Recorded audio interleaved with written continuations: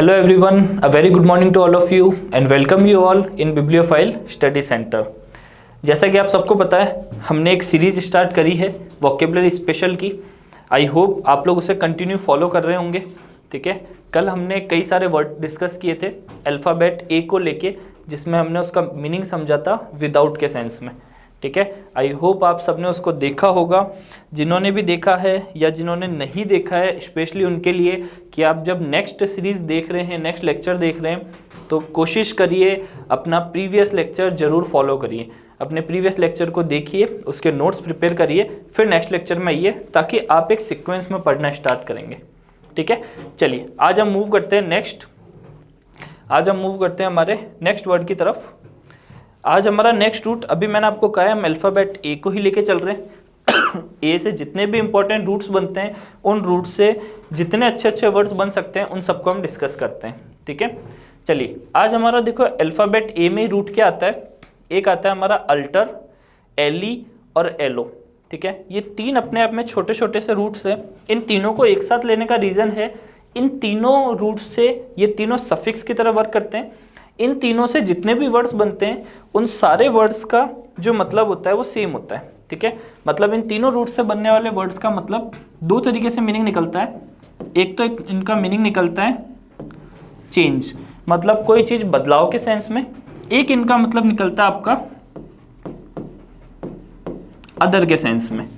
Alter, Eli और yellow, ये तीनों रूट जहाँ भी यूज़ होते हैं वहाँ इनके दो मीनिंग निकलते हैं, या तो कोई बदलाव का सेंस, चेंज होने का, या फिर किसी अदर का सेंस। क्लियर? तो ये दो चीज़ों के सेंस देते हैं। चलिए अब हम एक एक करके वर्ड डिस्कस करते हैं। पहले हम वर्ड देखते हैं कौन कौन से, फिर मैं सेम जैसे कल बताया था एक एक वर्ड को हम डिस्कस करेंगे। सबसे पहले वर्ड आता है आपका अल्टरनेट। इसमें आपका क्या आ गया, वो root word alter. Same word आता है निकल के अल्टरनेटिव। नेक्स्ट आता है आपका अल्टरेशन, फिर आता है आपका एल्ट्रुइज्म, नेक्स्ट आता है आपका अल्टर ईगो। फिर हम वर्ड डिस्कस करेंगे एलियन, नेक्स्ट वर्ड एलिबी, फिर आता है हमारा एलियास, और लास्ट वर्ड क्या आता है हमारा एलोनिम। ठीक है, अब इनके अंदर और भी इनसे रिलेट करने वाले कौन कौन से वर्ड्स हैं, उन सबको मैं अच्छे से आपके सामने डिस्क्राइब करता हूँ। चलिए स्टार्ट करते हैं। देखिए सबसे पहला वर्ड क्या आता है आपका अल्टरनेट। जैसा भी मैंने बताया किस रूट से बना है ये आपका अल्टर से। अब एग्जाम में जब ऐसे वर्ड्स दिखेंगे आपको, आगे और भी टफ वर्ड आते हैं, उन्हें हम ऐसे रट नहीं पाएंगे, पर अगर रूट हमारे माइंड में क्लिक रहेगा, और वो क्लिक कब होगा, जब उनके ऊपर हम कई सारे वर्ड डिस्कस करेंगे। देखो अल्टरनेट में बात करूँ तो अभी मैंने अल्टर का मतलब बताया अदर के सेंस में, ठीक है, या फिर चेंज के सेंस में। अल्टरनेट का मतलब क्या होता है, इसको हम लिख सकते हैं टेक वन स्किप वन। ठीक है, टेक वन स्किप वन मतलब एक लेना और एक छोड़ना। अल्टरनेट इसका मतलब क्या हो गया, अदर का सेंस, एक के बाद एक के बाद एक, उसे हम कहते हैं आपका अल्टरनेट। पहली चीज पार्ट्स ऑफ स्पीच भी इसका ध्यान रखना, अपने आप में क्या है ये एडजेक्टिव। क्लियर हुआ चीज। सेम इसी से रिलेट करते हुए वर्ड क्या बनता है अल्टरनेटिव। अल्टरनेटिव का मीनिंग देखो क्या होता है, अल्टरनेटिव का मीनिंग होता है आपका चेंजेस। सॉरी, अल्टरनेटिव आपका क्या होता है वर्ड, अल्टरनेटिव का मतलब होता है आपका, अल्टरनेटिव अल्टर से ही बना वर्ड है, इसका मतलब होता है आपका चॉइसेस। ठीक है, अल्टरनेटिव हमारे पास, हम कहते हैं ना कि आपके पास कौन कौन सी अल्टरनेटिव है, इसके अलावा कौन से अल्टरनेटिव्स है, मतलब इसके अलावा दूसरी आपके पास कौन सी चॉइसेस है। ठीक है, या तो हम चॉइसेस कह सकते हैं, या कह सकते हैं अल्टरनेटिव का मतलब डिफरेंट फ्रॉम यूजुअल। कोई चीज जो यूजुअल से डिफरेंट है उसे भी हम क्या कह सकते हैं, एक तरह से अल्टरनेटिव। ठीक है, अल्टरनेटिव अपने आप में एडजेक्टिव भी है, और एक कई बार सेंटेंस में किसकी तरह यूज आता है, नाउन की तरह भी यूज आता है। क्लियर। चलिए अब देखो ये हमने मीनिंग समझा है। मैंने आपको कल भी कहा था सिर्फ मीनिंग समझना काफ़ी नहीं, अगर उससे रिलेटेड हम एक से दो सेंटेंस डिस्कस कर दें तो वर्ड हमें थोड़ा अच्छा समझ में आता है। चलिए जैसे मैं एक सेंटेंस देता हूं आपको, अगर अल्टरनेट है तो इसके लिए हम एक सेंटेंस यूज कर सकते हैं। हम सेंटेंस लिख सकते हैं alternate shades of would formed a pattern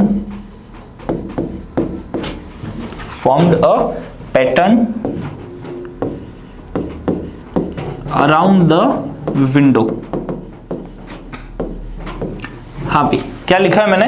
alternate shades of would formed a pattern around the window. Alternate shades क्या हो गई? शेड्स यानी आपके जो छाया या परछाई हो गई वुड की। कैसे? एक के बाद एक, मतलब एक, दूसरी, तीसरी, उन्होंने एक क्या कर दिया है, विंडो के ऊपर एक पैटर्न तैयार कर दिया है। ठीक है, जब अगर सन की रोशनी पड़ती है तो उसके ऊपर जो शेप बने होते हैं उसके अकॉर्डिंग अल्टरनेट शेड्स बन जाते हैं। वही चीज आपके लिखा alternate shades of would. Clear? तो यहाँ अल्टरनेट का मतलब क्या हो गया आपका? टेक वन स्किप वन, एक के बाद एक। चलिए नेक्स्ट क्या आता है वर्ड? अल्टरनेटिव। अल्टरनेटिव क्या होती है आपकी? चॉइसेस होती है, या मैंने बोला है डिफरेंट फ्रॉम यूजुअल, जो चीज है उससे बिल्कुल अलग सा। चलिए जैसे हम सेंटेंस डिस्कस करते हैं, सेंटेंस हमें ज्यादा अच्छे समझ में आएगा। जैसे अगर मैं लिख रहा हूं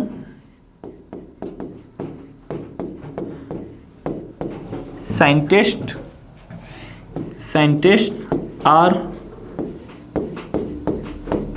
डेवलपिंग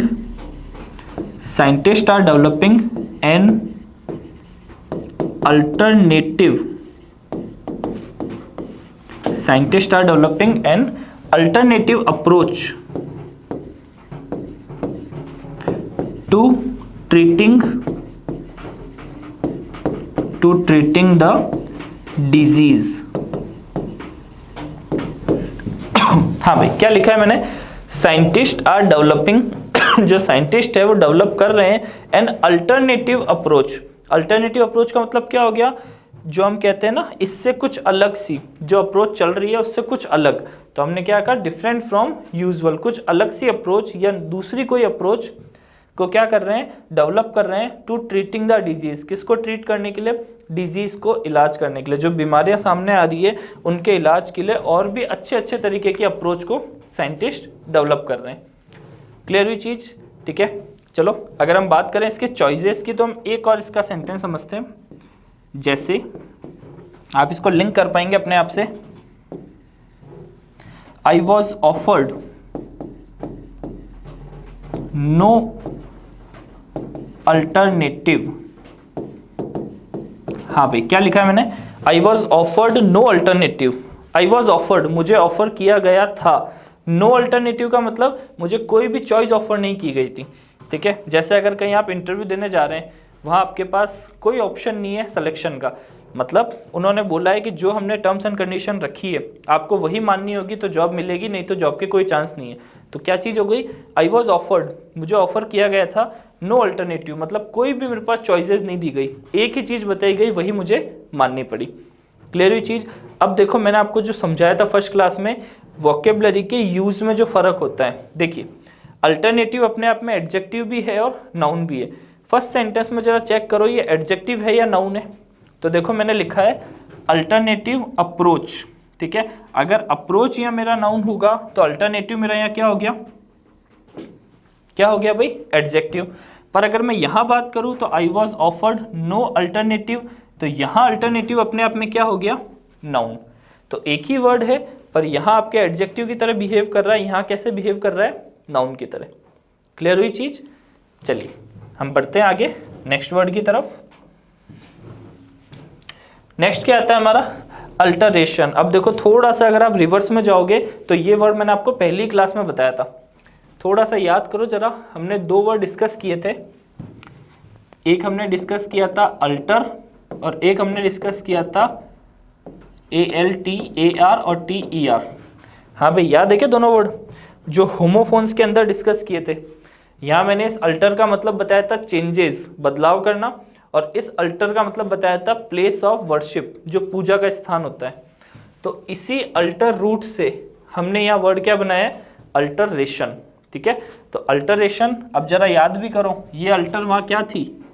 वर्ब थी। यहाँ अल्टरेशन ION जिनके एंड में आता है वो अपने आप में क्या होते हैं? क्या होते हैं भाई? नाउन। जिन वर्ड्स के एंड में ION आता है, SION आता है, TION आता है, TY आता है, Y आता है, TH आता है, इन जनरल वो क्या होते हैं, नाउन। तो देखो अल्टरेशन अपने आप में मीनिंग क्या हो गया अल्टरेशन का, चेंजेस। क्या हो गया अल्टरेशन, चेंजेस। अल्टर हमने रूट अभी समझा, अल्टर का मतलब बदलाव करना। अब देखो इससे मैं एक वर्ड और आपको समझाऊंगा इसी के साथ, एक आता है अल्टरकेशन। हाँ भाई, क्या लिखा है मैंने वर्ड, अल्टरकेशन। अब आपको दोनों वर्ड ध्यान रखने हैं क्योंकि ये आपके कंफ्यूजिंग वर्ड्स में आ जाते हैं। तो एक हो गया अल्टरेशन, एक हो गया अल्टरकेशन। अल्टरेशन का मतलब तो हो गया आपका चेंजेस, जो बदलाव होते हैं। और अल्टरकेशन की मैं बात करूं तो अल्टरकेशन होते हैं आपके आर्ग्यूमेंट। हाँ भाई, क्या होते हैं अल्टरकेशंस, आर्ग्यूमेंट्स। जब हम किसी से बहस करते हैं उसे हम कहते हैं आपके अल्टरकेशंस। अब देखो अल्टरकेशंस के लिए एक चीज और इंपॉर्टेंट मैं आपको बताता हूं।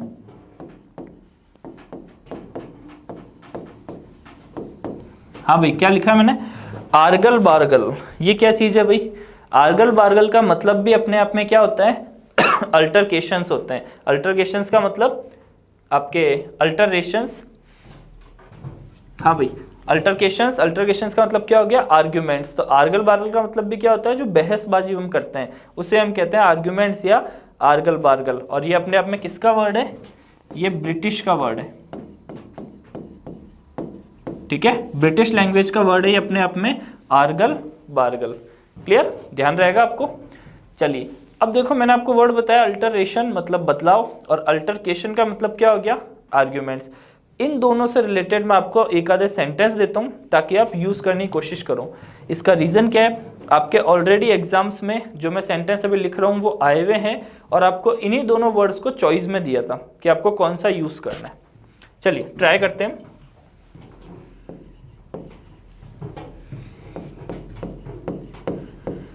There was dash between my brother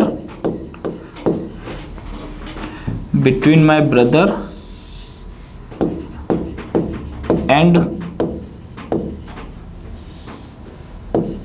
shopkeeper। हाँ भाई, क्या लिखा है मैंने, there was dash between my brother and shopkeeper.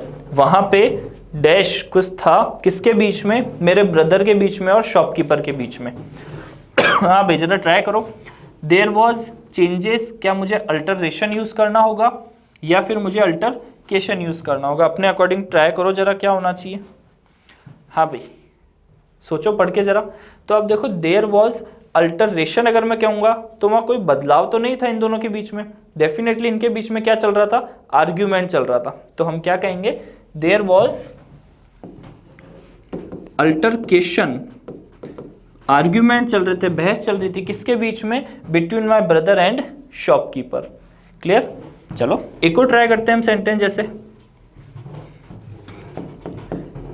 There is no dash in the program yet. क्या लिखा है भाई मैंने, there is no dash in the program yet. जो प्रोग्राम है उसमें अभी तक देयर इज नो कुछ भी नहीं हुआ है। हाँ भाई, क्या नहीं होने की बात कर रहा है, तो देयर इज नो, क्या बहस की बात कर रहे हैं यहाँ, नहीं। तो हम क्या कहेंगे, देयर इज नो अल्टरेशन, मतलब कोई भी तरह के चेंजेस अभी तक प्रोग्राम के अंदर नहीं किए गए हैं, जैसा था प्रोग्राम वैसा ही है। तो there is no alteration in the program yet, अभी तक कोई भी बदलाव नहीं किए गए। क्लियर, आई होप आपको समझ में आया होगा। अब देखो सेंटेंस बनाने के पीछे रीजन यही है ताकि आप वर्ड्स को एक्चुअली में सेंटेंस में लिंक करना सीख जाओ। अब मैंने आपको कहा भी था अपने अकॉर्डिंग भी 1 से 2 सेंटेंस को आपको फ्रेम करने की कोशिश करनी है अपनी कॉपी में, ताकि आप वर्ड को एक्चुअली में यूज करना सीखें। ठीक है, चलिए बढ़ते हैं हम नेक्स्ट वर्ड की तरफ। आपके एसएससी एग्जाम का फेवरेट वर्ड है ये, क्या है भाई वर्ड, एल्ट्रुइज्म। क्या है वर्ड आपका, एल्ट्रुइज्म। क्या होता है भाई एल्ट्रुइज्म, देखो एल्ट्रुइज्म का जो मतलब होता है, एल्ट्रुइज्म एक तरह की फिलॉसॉफी है। फिलॉसॉफी मतलब दूसरों की मदद करने की जो इच्छा होती है उसे हम एक तरीके से क्या कहते हैं, एल्ट्रुइज्म। ठीक है, दूसरों की मदद करने की जो इच्छा होती है हमारी, उसे हम कहते हैं एल्ट्रुइज्म। हिंदी में अगर हम इसे कहें तो परोपकारी जो होता है वो होता है आपका एल्ट्रुइज्म। तो ये फिलॉसफी एक तरह की, क्या लिख सकता हूं मैं, a desire to help others, दूसरों के मदद करने की जो इच्छा होती है उस तरह को हम, उस फिलॉसफी को हम क्या कहते हैं, एल्ट्रुइज्म। एल्ट्रुइज्म अपने आप में वर्ड क्या है, नाउन है, और एल्ट्रुइज्म का मतलब क्या हो गया, परोपकारी, मतलब दूसरों की मदद करना। इसी से अगर मैं आपका एक वर्ड और बनाऊं तो आपका वर्ड निकल के आता है एल्ट्रुइस्ट। ये एल्ट्रुइस्ट आपके एग्जाम में वन वर्ड में बहुत बार आता है। एल्ट्रुइस्ट हम यूज करते हैं पर्टिकुलर किसी पर्सन के लिए जो कि अपनी लाइफ दूसरों के लिए जीता है, जो दूसरों की पूरी तरीके से मदद करने की कोशिश करता है, उसे हम क्या कहते हैं, आपका एल्ट्रुइस्ट पर्सन। ठीक है, तो एल्ट्रुइस्ट के लिए मैं क्या लिखूंगा, a person who lives life for others, जो दूसरों के लिए जिंदगी जीता है, एक तरीके से दूसरों की मदद के लिए अपनी जिंदगी को पूरा लगाता है, उस पर्सन के लिए हम क्या यूज करते हैं, वर्ड एल्ट्रुइस्ट, ALTRUIST। क्लियर, तो दोनों वर्ड ध्यान रहेंगे, एल्ट्रुइज्म और एल्ट्रुइस्ट, दोनों का मतलब सेम है। एल्ट्रुइज्म आपकी एक फिलॉसफी है, मदद करने की इच्छा, और ये जो पर्सन किसी की मदद करता है। क्लियर, आई होप आपको ये दोनों वर्ड समझ में आए अच्छे से। हम बढ़ते हैं नेक्स्ट वर्ड की तरफ। हाँ भाई, बहुत इंपॉर्टेंट वर्ड है। नेक्स्ट क्या आता है आपका वर्ड, अल्टर ईगो। क्या होता है भाई अल्टर ईगो, देखो अल्टर का मतलब अभी हमने समझा था, अल्टर का मतलब होता है अदर। ठीक है, अल्टर का मतलब क्या होता है, अदर। अल्टर ईगो का मतलब क्या होता है भाई देखो अल्टर ईगो का मतलब होता है, अगर मैं ऐसे कहूँ तो एक हमारा बहुत ज़्यादा क्लोज फ्रेंड, ठीक है, जिसका अगर मैं कहूँ तो जो हमारी तरह ही सोचता है और हमारी तरह ही चीज़ों को फील करता है, बिल्कुल हमारे जैसा अगर है, उसे हम क्या कहेंगे, अल्टर ईगो। अगर मैं किसी पर्सन के लिए कह रहा हूँ कि he is my alter ego, इसका मतलब क्या हो गया, वो बिल्कुल मेरे जैसा है। ठीक है, उसमें सोचने की, समझने के काम, या फिर वो जो काम करता है वो सब चीज़ें बिल्कुल मेरे जैसे करता है, तो उसे हम कहते हैं he is my alter ego. तो मैं इसको क्या लिख सकता हूँ, a different version of your self, आपका दूसरा पर्सन एक ऐसा जो बिल्कुल आपका वर्जन हो, मतलब बिल्कुल आपके जैसा हो, या मैं इसको और अच्छे से एक्सप्लेन कर सकता हूं, अ close friend, a close friend who thinks and feels similarly to the way you feel। हाँ, इससे आप अच्छे से इस चीज को समझ पाओगे। क्या लिखा है मैंने, a close friend who thinks and feels similarly to the way you feel. क्या चीज कही है मैंने, एक आपका ऐसा क्लोज फ्रेंड जो बिल्कुल आपकी तरह सोचता है, आपकी तरह चीज़ों को फील करता है, तो वो पर्सन आपका क्या हो जाएगा, अल्टर ईगो। क्लियर हुआ चीज़, तो ये आपके एज इट इज डेफिनेशन के अंदर एग्जाम में आ चुका है, इंपॉर्टेंट है, ध्यान रखना। सेंटेंस इसके लिए बनाना हो तो मैंने ईजी आपको कहा है सेंटेंस, किसी भी पर्सन के लिए मैं कह सकता हूँ कि Rohan is my alter ego, इसका मतलब रोहन एज इट इज कैसा है, मेरे जैसा। क्लियर, चलिए नेक्स्ट आगे बढ़ते हैं। एक वर्ड आता है आपका एलियन। क्या आता है भाई वर्ड आपका, एलियन। ये आपने अच्छे से कई बार सुना है वर्ड। अब ये एली रूट से बना है, तो यहाँ भी इसका मतलब क्या हो रहा है, अदर का सेंस। क्या आ रहा है भाई, अदर का सेंस। तो एलियन कौन होते हैं, जो कहाँ से आते हैं, किसी अदर प्लेनेट से आते हैं, उन्हें हम क्या कहते हैं, एलियन। तो वो अदर प्लेनेट से आने वाले, इसीलिए हमने इसको रिलेट किया है एली से।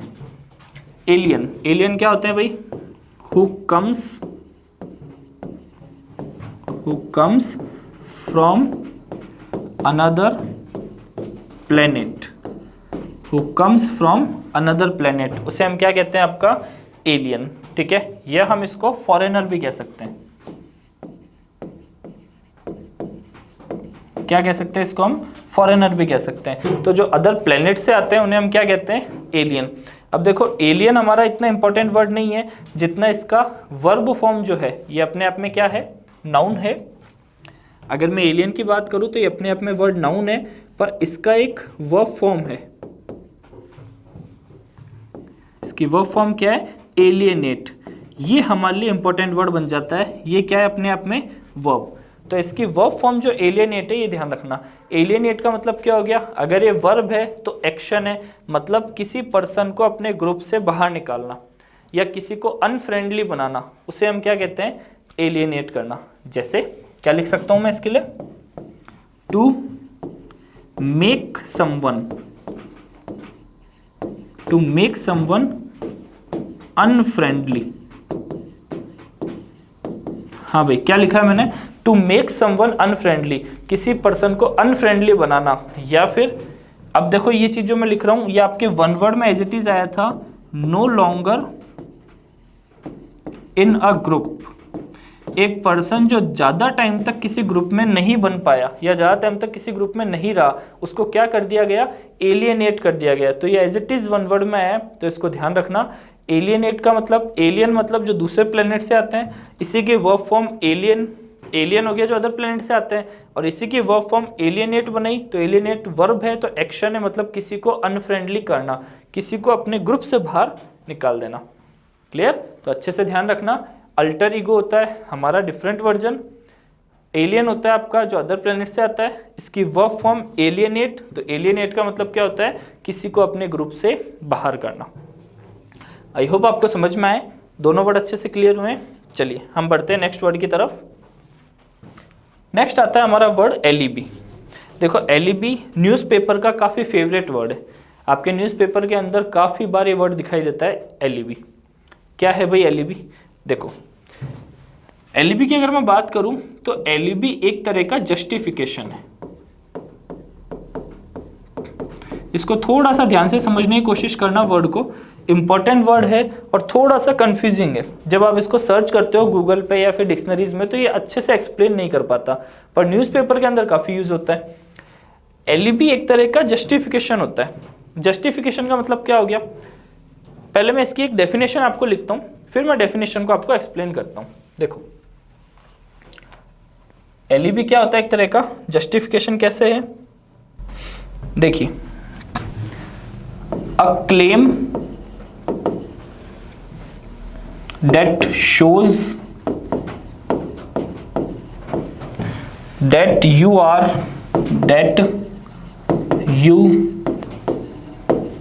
can't be guilty, that you can't be guilty of a crime, that you can't be guilty of a crime because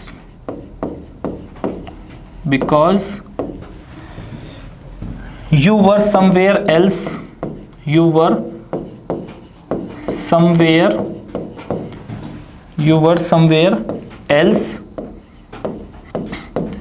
when the crime was committed, when the crime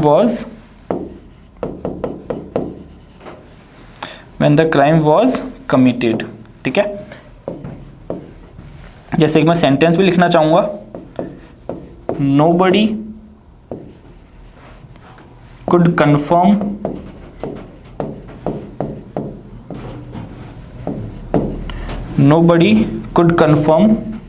his alibi, that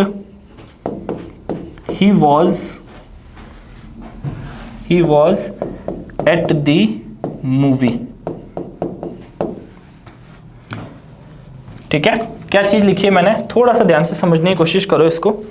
हाँ भाई, क्या लिखा है मैंने, alibi एक तरह का क्या होता है, जस्टिफिकेशन होता है। क्या है जस्टिफिकेशन, उसको समझो। अ क्लेम, एक क्लेम है, डेट शोज, जो दिखाता है, that you can't be guilty, मतलब आप गिल्टी नहीं हो, आप जिम्मेदार नहीं हो, ऑफ अ क्राइम, किसी क्राइम के, because you were somewhere else, क्योंकि आप कहीं और थे, when the crime was committed, जब कोई क्राइम हुआ था उस समय आप वहाँ पे नहीं थे, इस चीज़ का जो जस्टिफिकेशन होता है उसे हम क्या कहते हैं, एलिबी। तो मैंने एलिबी के लिए लिखा है कि एक तरह का जस्टिफिकेशन है, पर किस तरीके से जस्टिफिकेशन है, आई होप ये चीज़ अब आपको क्लियर हुई होगी। तो एक क्लेम जो ये बताता है कि आप गिल्टी नहीं है उस क्राइम के लिए because you were somewhere else, आप कहीं और थे जब क्राइम कमिट किया गया था। ठीक है, चलिए हाँ चलिए हम कहाँ थे, मैं बता रहा था आपको कि एलिबी का मतलब क्या हो गया, एक तरह का जस्टिफिकेशन हो गया। ठीक है, कि किस तरह का जस्टिफिकेशन, जो मैंने आपको अभी एक्सप्लेन किया है कि भाई जिस समय कोई क्राइम हुआ था उस समय आप वहां पर नहीं थे, इस चीज का जो जस्टिफिकेशन होता है उसे हम क्या कहते हैं, एलिबी। चलो एक सेंटेंस के थ्रू इसको समझते हैं हम। सेंटेंस क्या लिखा है, नोबडी कुड कंफर्म, कोई भी कंफर्म नहीं कर सकता, हिज एलिबी, किस चीज को कंफर्म नहीं कर सकता, जो उसने जस्टिफिकेशन दिया है उसको, that he was at the movie, कि भाई वो उस समय मूवी में था। मतलब कोई भी इंसान उसके इस एलिबी एलिबी या जो जस्टिफिकेशन है उसको कंफर्म नहीं कर सकता कि उस टाइम पे वो कहाँ था, एट द मूवी पे था। क्लियर हुआ चीज। तो एलिबी का मतलब क्या होता है, एक तरह का जस्टिफिकेशन। क्लियर। चलिए मूव करते हैं हम नेक्स्ट वर्ड पे। नेक्स्ट वर्ड क्या आता है हमारा, एलियास। हाँ भाई एलियास क्या आता है, काफी इंपॉर्टेंट वर्ड है और काफी इजी वर्ड है। देखो एलियास का मतलब होता है आपका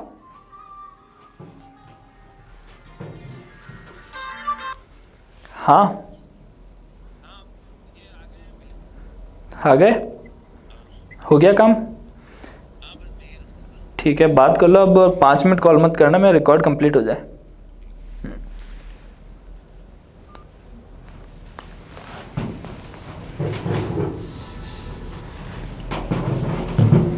हाँ चलिए हम बात करते हैं एलियास की, बात करते हैं। एलियास क्या होता है आपका, एज्यूम्ड नेम, या इसे हम कहते हैं निक नेम। ठीक है, क्या लिख रहा हूं मैं, एज्यूम्ड नेम या निक नेम। बहुत इजी सा वर्ड है और कई बार एग्जाम में दिख जाता है। एलियास का मतलब होता है जो हम निक नेम बना देते हैं। होता है ना, किसी का नॉर्मल नेम जो होता है वो अलग होता है, घर पे उसका नेम अलग होता है, दोस्त उसको अलग नाम से पुकारते हैं, तो जो नाम हम एज्यूम कर देते हैं उस नेम को हम क्या कहते हैं, एलियास। बहुत इजीली आपको सेंटेंस के थ्रू समझ सकते हो। जैसे अगर मैं कहूँ Rohan is famous for his alibi, for his alias, for his alias क्या लिख दूं मैं, पप्पू। हाँ भाई समझ में आ गया। Rohan is famous, Rohan famous है फॉर हिज एलियास, किसके लिए फेमस है, अपने एलियास के लिए, अपने निक नेम के लिए वो फेमस है। उसका निक नेम क्या है, पप्पू। ठीक है, अब इसको किसी और से रिलेट करने का काम आप नहीं करोगे, इसलिए मैंने नाम चेंज कर दिया है, क्या लिखा है, रोहन। ठीक है क्लियर, यहाँ तक आपको समझ में आ गया। चलो बात करते हैं हम, एक लास्ट वर्ड आता है हमारा एलोनिम। बहुत इजी सा वर्ड है और काफ़ी इंपॉर्टेंट वर्ड है, समझना। देखो देखो हमने अभी स्टार्टिंग में पढ़ा था अल्टर, एली और एलो, तो यहाँ भी एलो का जो मतलब है वो अदर ही है। क्या है इसका मतलब, अदर। इस वर्ड को मैं पूरा तोड़ के समझा रहा हूँ आपको। इसमें एक और रूट निकल के आ रहा है, ओनिम। इस ओनिम का मतलब होता है नेम। हाँ भाई क्या होता है इसका मतलब, नेम। अब देखो ये आपके बहुत जगह यूज होता है। आप वर्ड पढ़ते हो सिनोनिम, सिनोनिम में भी ओनिम आता है, अनोनिमस उसमें भी ओनिम आता है। तो आपका ओनिम का जो मतलब होता है वो होता है सिर्फ एक नेम। ठीक है, और आपका एलो मतलब क्या हो गया, अदर। तो आप खुद वर्ड को समझ गए, अदर नेम क्या चीज़ है, समझो। देखो अदर नेम का मतलब, जैसे मैं कह रहा हूं a book published, a book published under the name of a person, under the name of a person other than author. हाँ अब आप समझ गए होंगे इस चीज को क्या है, a book published under the name of a person other than author. मतलब एक बुक है जो पब्लिश की गई पर उस पर नेम किसका था, ऑथर का नहीं, उसके अलावा किसी पर्सन के नेम से उस बुक को पब्लिश किया गया, उस चीज को हम क्या कहते हैं, एलोनिम। समझ में आया? तो एलोनिम का मतलब क्या हो गया? एलो यानी अदर, ओनिम यानी नेम। तो किसी बुक को या किसी चीज़ को पब्लिश किया गया है पर उसका ऑथर का नहीं, किसी और के नेम से पब्लिश किया गया, तो उसे हम क्या कहते हैं? आपका एलोनिम। वन वर्ड में आता है, इंपॉर्टेंट है, ध्यान रखना है इसको। अब आप देखो, मैं आपको जिस तरह रूट समझा रहा हूँ, आप वर्ड्स को एक्चुअली में ब्रेक करना सीख रहे हो। क्लियर हुई चीज़? बाकी हम चलो बात करेंगे आगे के वर्ड्स की नेक्स्ट क्लास में, और साथ ही साथ हम इन वर्ड्स के ऊपर अब धीरे धीरे प्रैक्टिस भी स्टार्ट करेंगे। मैं आपको लास्ट ईयर एग्जाम्स में आए हुए क्वेश्चंस को ऑप्शन वाइज कराऊंगा, जिसमें आपके 4 ऑप्शन होते हैं, उनको कैसे एलिमिनेट करते हैं और कैसे पिक करते हैं। ठीक है, उन्हें हम धीरे धीरे समझेंगे। पर साथ ही साथ जैसे मैंने कहा है, जो भी वर्ड्स हो रहे हैं उनके ऊपर प्रैक्टिस जरूर करो, और कोशिश करो उनसे रिलेटेड 1 से 2 सेंटेंस खुद फ्रेम करने की, तब आपकी इंग्लिश में रूटीन बनेगा। चलिए मिलते हैं हम नेक्स्ट क्लास के अंदर। Thank you.